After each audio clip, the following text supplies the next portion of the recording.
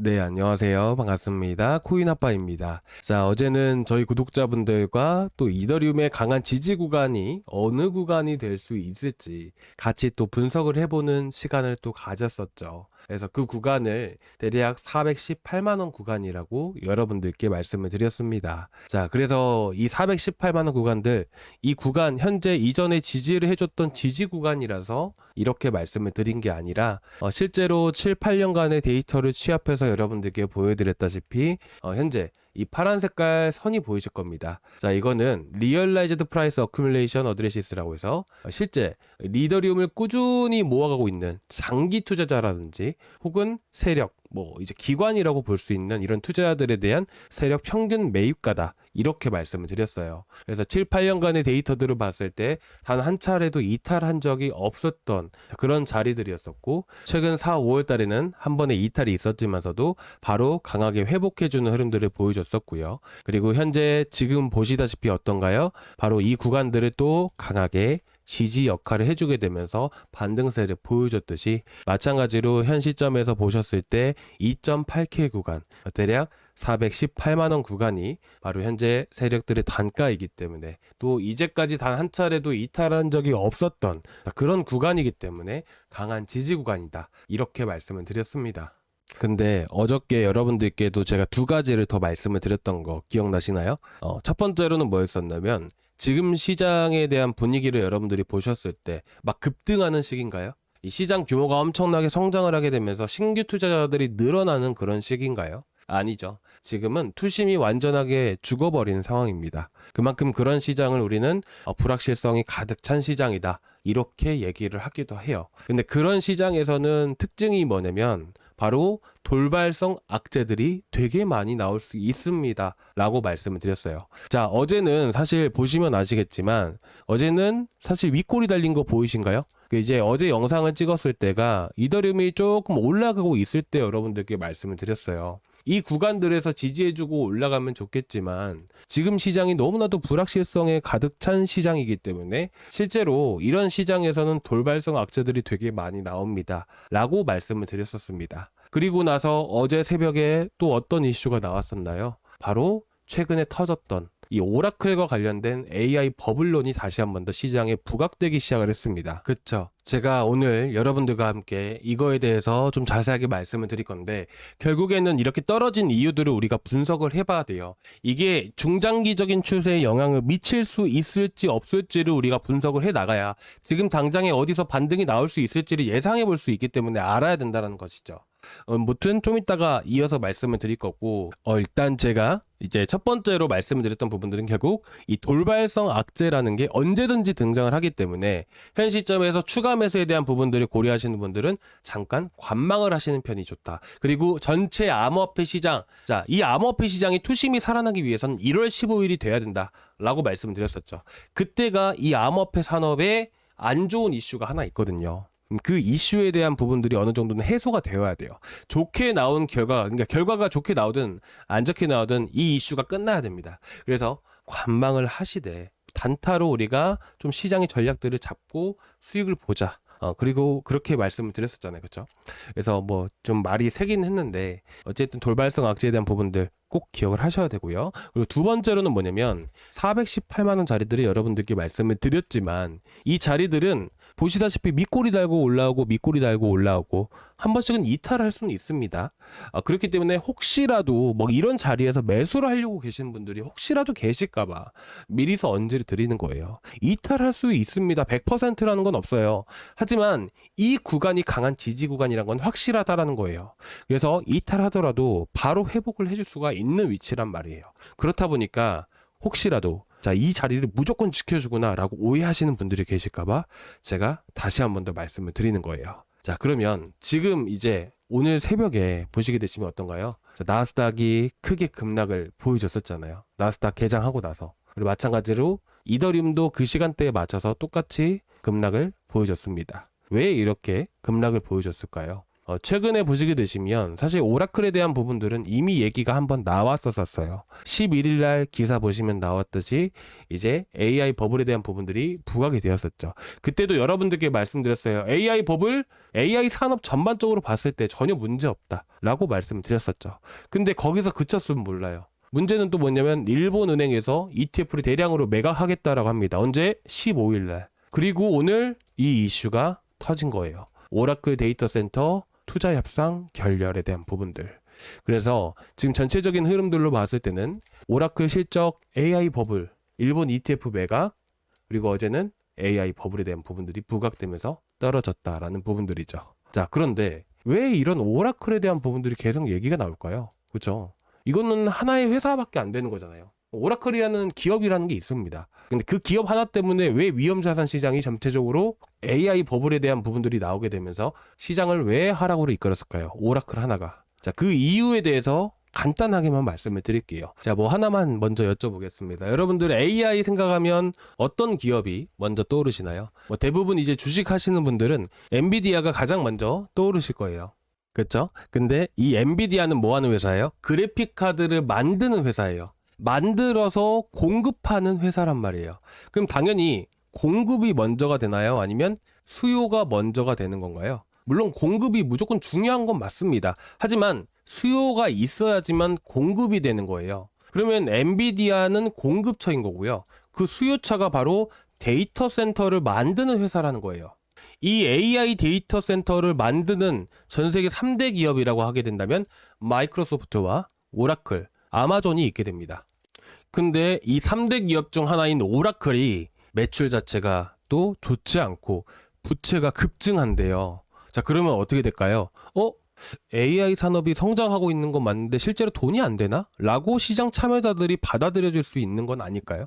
그렇죠? 시장 참여자 입장에서 매출이 안 나온대요. 근데 주가는 엄청나게 많이 올랐어요. 자, 그러면 하나의 버블이라고 판단할 수도 있지 않을까요? 그렇기 때문에 지금 계속해서 주가가 올라가면 올라갈수록 버블 얘기들이 계속 나오고 있는 겁니다. 근데 AI 산업만 놓고 봤을 때는 성장성이 너무나도 높고 이제 잠재적인 부분들이 너무나도 많기 때문에 사실 간단하게만 지난 영상에서 AI 버블 금방 꺼집니다. 버블이 꺼진 게 아니고 AI 버블에 대한 이슈가 금방 사라집니다. 단발성입니다 라고 말씀을 드렸던 건데 어찌됐든 지금 보시게 되시면 또 얘기가 나왔던 게 뭐였냐면 바로 지금 협상 결렬. 자, 보시게 되시면 지금 오라클 이 데이터 센터 투자 협상 결렬이 났다라고 했잖아요. 지금 부채가 급증을 하고 있어요. 오라클에 대한 재무 리스크가 높은 상황입니다. 그런 상황에서 파트너와의 협상이 계속해서 진행되고 있다라고 얘기는 계속 나오고 있습니다. 지금도. 근데 이 블루아울 입장에서 블루아울 캐피터사에서 사실상 오라클이 부채가 급증하고 있는데 돈을 빌려줄까요? 돈을 빌려주기가 어렵겠죠. 그렇다 보니까 지금 이 문제가 또다시 대두되고 있는 거예요. 아시겠죠? 자, 그러면 앞으로는 어떻게 될까요? 자, 이 문제가 한 번 더 나오고 또 나올 수도 있어요.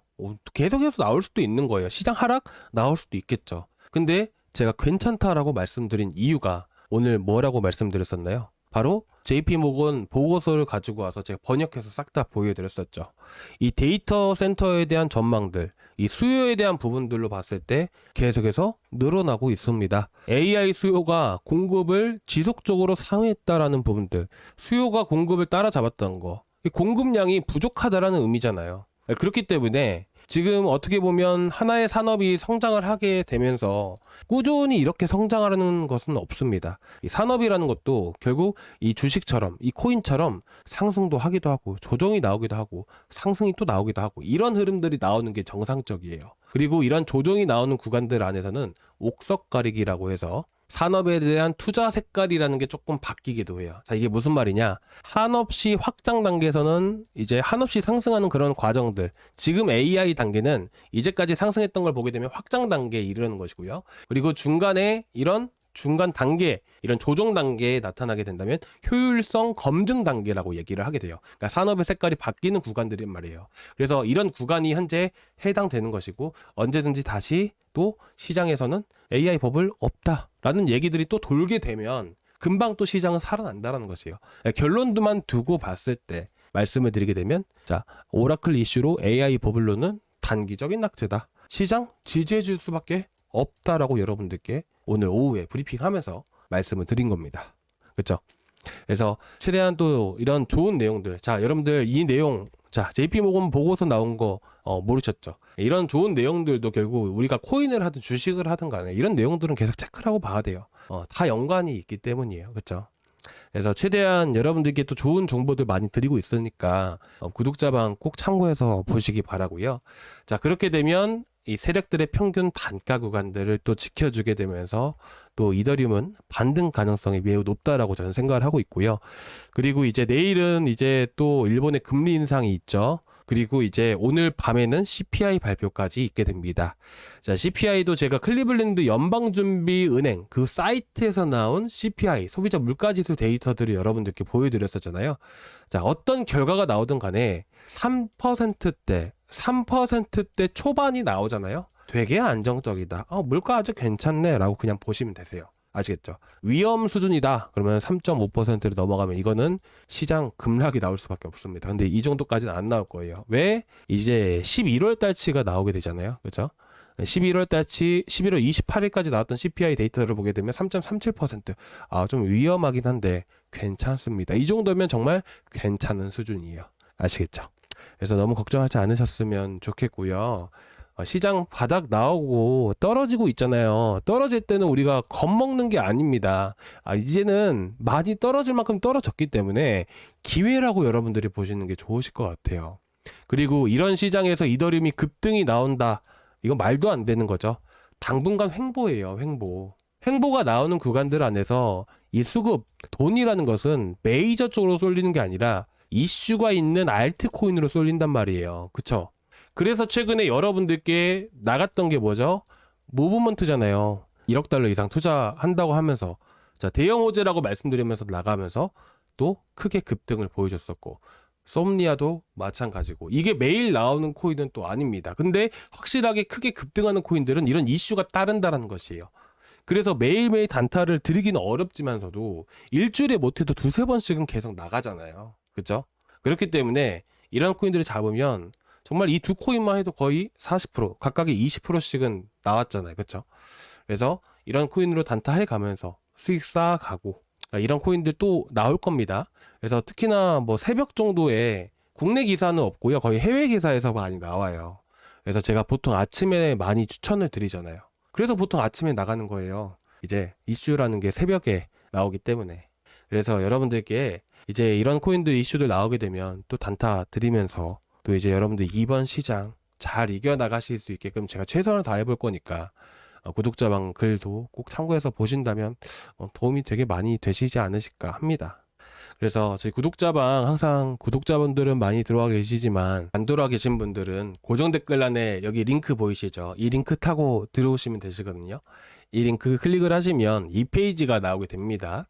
여기서 실시간 소통방 입장 이거 하나만 눌러주세요. 그러면 지금 보시는 저희 구독자방 바로 이제 보이실 겁니다. 그 링크 타고 들어오시면 되시거든요.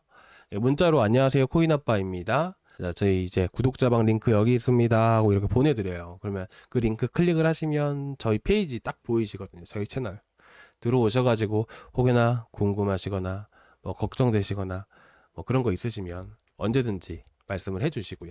아시겠죠? 저희 방 다 소통 가능한 방이거든요.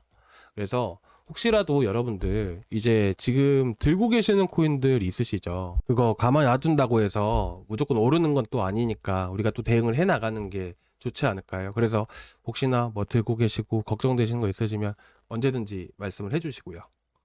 자, 뭐 갑자기 뭐 또 갑자기 이렇게 또 말씀을 해주셨는데 박정님 영상 보고 계시면 제가 좀 이따 답변 드릴게요. 자, 죄송합니다. 자, 일단 이렇게 해서 이렇게 또 오늘 영상을 좀 준비를 해왔는데 좀 어떠셨나요? 조금이나마 도움되셨다면 구독과 좋아요 한 번씩 부탁드리고요. 오늘 CPI 얘기 나오고 하면 이제 CPI 결과치에 대한 분석들은 구독자방에 같이 올려드릴 거니까 같이 참고해 주시기 바라고요. 자, 오늘 여기까지 준비를 했는데 다음 시간에 또 이제 여러분들 또 좋은 소식 들릴 수 있게끔 또 시장이 빨리 올라왔으면 좋겠고 그러길 바라면서 저 오늘 여기서 마무리하도록 하겠습니다. 감사합니다.